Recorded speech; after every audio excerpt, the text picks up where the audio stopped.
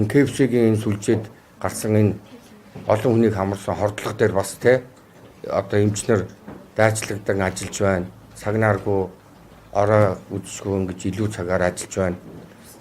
Мөн одоо тэр онцлоор эмчилгээний эм тарианы зардал гэдэг ингээд гарч байна. Энэ бол бид нар жилээр төлөвлөсөн төсөв маань маш богино хугацаанд одоо сарын дотор ч юм уу 14 хоногийн дотор одоо их хэмжээгээр хасагдаж тэрийг одоо компенсац хийж нөхөх ийм үйл ажиллагаанд энэ одоо байгууллагууд оролцох ёстой.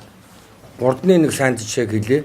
Тэд 3-т одоо хоолны хордлого гараад тэн дээр одоо чамгүй их хөрөнгө маш богино хугацаанд зарцуулагдсан. Бас цаг алдахгүй тэр хоолны хордлогыг олонд тарахгүй эмчилж дарж авч чадсан.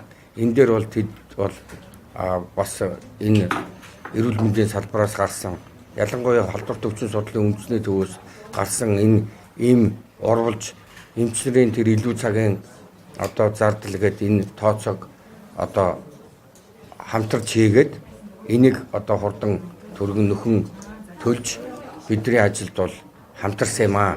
Тийм учраас ер нь бол альва энэ халдвар төвчний дэгдэлтүүд энэ юун дээр бол зөвхөн одоо эрүүл мэндийн салбар энэ ачааг үүрэх биш.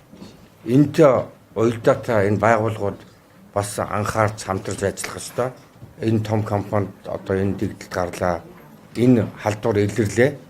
Тэгээ оюу толгой одоо энэ хариуцлагынхаа хүрээнд бидний одоо шаардлагыг биелүүлж маш хурдан оюу толгой руу манай мэргэжлийн баг өглөө явахыг өчигдөр холбогдоод зохион байгуулсан.